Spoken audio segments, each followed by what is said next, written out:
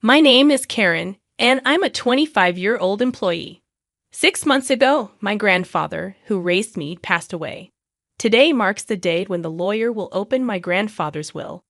That's why I find myself at my grandfather's house, accompanied by my sister Susan, who is 4 years older and my only family.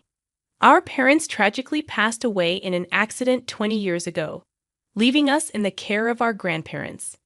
Since our grandmother succumbed to illness a few years back, our grandfather's health had been deteriorating steadily, and he frequently fell ill. Out of concern, I lived in an apartment near his house and often checked on him. "You're a grown woman. It's unbecoming to keep coming back home," my grandfather would jest, although he was always cheerful. Then, one day, as I went to visit him as usual, I found him in pain at the entrance. In a panic, I called for an ambulance, but he passed away suddenly. "Hey, what are you daydreaming for? At least prepare some tea." My sister's voice snapped me back to reality. "Right, the lawyer will be here soon," I responded, heading to the kitchen. Glancing back, I saw my sister lazily stretching out her legs on the mat, yawning. Even in the kitchen, I could still catch a whiff of her strong perfume, and I made a face. "She's the same as always," I murmured under my breath, placing the kettle on the stove. My sister had always been self-centered. As a teenager, she dyed her hair and associated with troublemakers, always demanding money without working. Even when her antics caused trouble, she remained unfazed, leaving me to deal with the fallout. It seemed she hadn't changed much as an adult, with no stable job and drifting around, relying on part-time work. I knew she had been asking our grandfather for money when I wasn't around, and I could only imagine how she'd find it troublesome if not for the inheritance. "Ah, you must be the lawyer. Thank you for coming today." I heard my sister's high-pitched, formal voice announcing the lawyer's arrival. Hurriedly, I placed tea leaves into the teapot and made my way back to the entrance. "Thank you for coming today," I greeted the lawyer. I had met him at the funeral, and his eyes held the same kindness as my grandfather's. A lawyer's badge gleamed on his chest. After we offered incense in front of my grandfather's portrait, he graciously accepted the tea I served before retrieving my grandfather's will.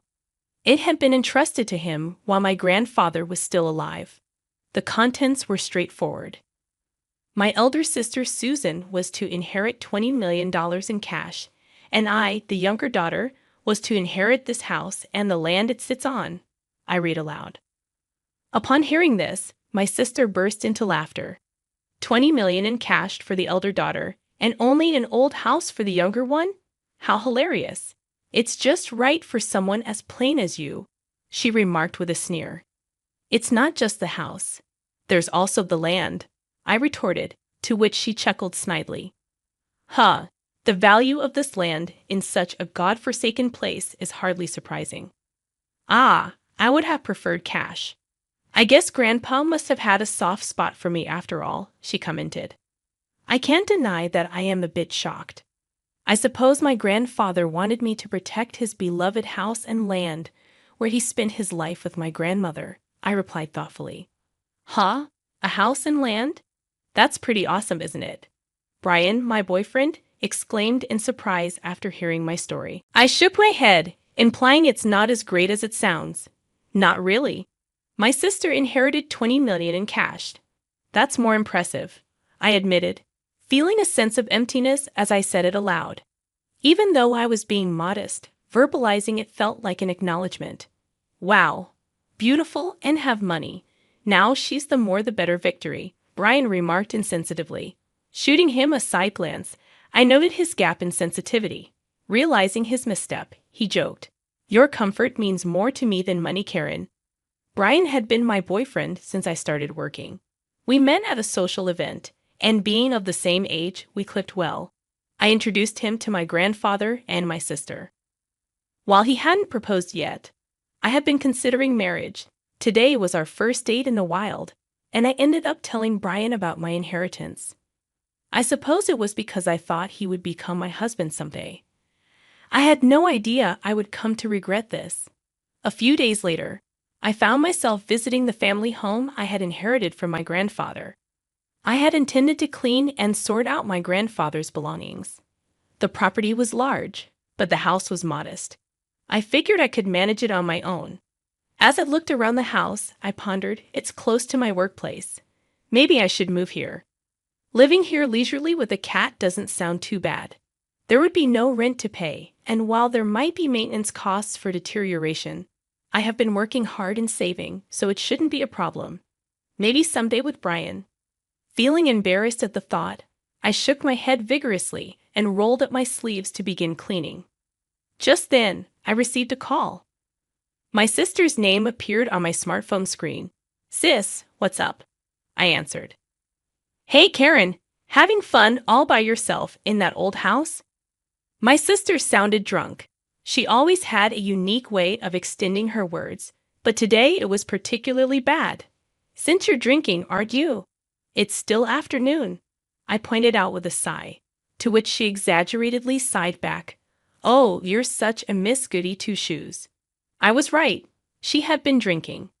"I was thinking about moving here," I confessed. Eventually, I answered my sister's question, hoping to end the conversation quickly. "Really? I'm enjoying a suite in a luxury hotel right now." My sister raised her voice in a somewhat exaggerated way. "Guess who I'm with right now?" "I have no idea," I replied flatly. "Boring. It's that kind of attitude that'll make Brian dislike you," she retorted. "What?" I was taken aback when Brian's voice unexpectedly intervened on the line. His sudden intervention threw me off balance, and dizzying question marks popped up in my head. But I resented my imagination. At this point, a disgusting scenario had already formed in my mind. "Surprised? Huh?" My sister's mean-spirited voice chimed in. "Ever since you introduced him to me, I thought Brian was quite a catch." She proceeded to boast about how she had been attracted to Brian since I introduced him, how she knew where he worked because of me, and how she had approached him as soon as he left work. He readily came along when she asked, telling her that she was hundreds of times more attractive than me. Stunned into silence, I listened to her revelations. "Karen, I'm really sorry." Brian's voice broke the silence. "Tell me it's a mistake," I managed to utter, but he spoke again before I could continue. "As a man, I had to take this opportunity," Brian justified, his tone as if asking me to understand. "I do feel bad about it, but come on, it's impossible to resist a beautiful woman who has $20 million, right?" The way he spoke, as if seeking my approval, drained my emotions away. I felt a cold sensation, as if my blood was being drained from me. "You know what? I don't need a man like you," I finally uttered. At my words, I could hear my sister laughing uproariously in the background. The voice on the phone changed back to my sister's. "Well, that's how it is, and from now on, let's not consider ourselves sisters, okay? I wouldn't want you turning to me just because you're broke." My sister's words echoed in my ears as she ended the call. Overwhelmed by emotions that had lagged behind, all I could do was cry out. 5 years had passed since then. I had a cat in my lap, dozing off in front of my laptop, purring contentedly in sleep. Today was my day off, but there was still a bit of work left from what I brought home. "Oh no, this won't get the work done," I murmured guiltily as I gently moved the cat off my lap. Just as I reached out, my phone started to ring, displaying an unfamiliar number on my smartphone. Thinking it could be work-related, I answered the call without any suspicion. "Hello?" I greeted. "Karen, long time no see." The voice on the other end instantly made me freeze. It was unmistakably my sister's distinctive way of speaking. "It's you, Karen, isn't it? I can tell just from your initial hello. After all, I'm your big sister." 5 years had passed, which should make Susan 34. A smirk formed at the corner of my mouth at her unchanging way of talking. "You're just the same," I remarked.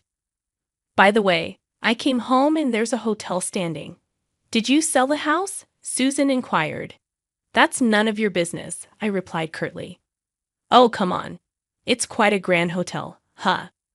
You must have made a good chunk of change, huh?" she prodded. Getting fed up, I was about to end the call when she started to chatter about her current situation. According to Susan, she had blown through the inheritance in about 2 years and now had a considerable amount of debt. Even Brian, whom she was still hanging around, seemed to be drowning in debt. I was speechless. Honestly, I couldn't care less. So, lend me some money, Susan demanded. Against Susan's yelling, I answered calmly, I've always wondered why Grandpa distributed his estate that way, but on the day you took Brian from me and cut ties, I understood. I started talking slowly. 5 years ago, when Brian broke up with me, I was crushed. After crying my heart out, I sat dazed in my room, staring into space. I'm such a fool, I murmured as large tears began to spill again. My gaze fell on a painting I had made as a child and had gifted to my grandfather. He had framed it and kept it hanging lovingly. Rising unsteadily, I picked up the painting. Grandpa, I whispered. When feelings of nostalgia and loneliness welled up and tears started to come, I felt something drop from the back of the frame. Picking it up, I saw it was a fresh sheet of notepaper addressed to me. I remembered how, when I was little, I used to stick notes on the back of this frame and exchange secret messages with my grandfather. It was like a family journal, really. Knowing that I was to inherit the house, he probably figured I'd find this note. I'm glad I noticed. I shuddered at the thought that I might have left it unnoticed. To Karen, the date on the letter was just before my grandfather passed. I knew you definitely noticed this letter. Right now, you're probably wondering why I distributed my estate in such a manner, cash to your sister, and an old house and land for you. It may seem like I favored Susan, but that's not the case. Despite any claims of favoritism, I wanted to leave most of my estate to you, who cared for me till the end. I finally understood what had been bothering me. No matter what, Grandpa thought more of me, huh? I muttered. I'm sure I was deeply hurt by Susan's words at that time. Despite having loved my grandfather more, a kind of jealousy clouded my thoughts as I continued to read the letter. But Susan would not be satisfied with a regular division. This child, even as her grandfather, I must admit, she's terribly greedy. Exactly, Grandpa. She even took my boyfriend from me. That's what I want to tell him in my heart. That's why I arranged it this way. If at first glance Susan appears to have received the better deal, she won't pay attention to your share. According to Grandfather's letter, the value of this land in our area is continuously increasing due to ongoing urban development. As of the time he wrote the letter, it's not worth Susan's $20 million yet, but the value of this land will surely increase in the future. When I read this far, my eyes widened in surprise. You can live here if you're attached to it, or you can sell it when its value rises enough to make a good profit. All I want is for you to be happy, the letter conveyed. When I finished conveying the content of the letter, Susan clicked her tongue and said, Hag. I lived in that house for a while, but when my marriage was settled, I decided to sell the house. Just like Grandfather's letter said, the land value had risen enough anyway. I'm never lending you money. Susan seemed frustrated. But as if she had a good idea, she said, Right. If you want, I can give Brian back to you, so help your sister. It's a good deal, right? At that moment, I heard something snap inside of me. Enough is enough. You've been taken care of by Grandpa, and yet you haven't shown a hint of gratitude. I despise you for that, and you're not my sister anymore. Besides, I'm already married. I don't need Brian, and I don't even want to see his face. Stay out of my life for good. I said what I needed to say and hung up. I quickly set up call blocking, and my cat on my lap was cowering on the bed. I quickly picked up my cat and said, I'm sorry. After that, it seems Susan contacted Brian, and they both stormed into our old house. Did they try to return Brian to me? There's a respectable end there now, but they must have misunderstood something and were shouting that they were my relatives, even though I just sold the land and had nothing to do with it. It's simple for those two, sold the land, and an end was built equals I must be the owner of the end. Of course, the staff reported to the police. The two of them were arrested because they had destroyed several items in the end. Furthermore, it was discovered that they had been committing marriage fraud for money in the past. Seems they'll be sent to prison together.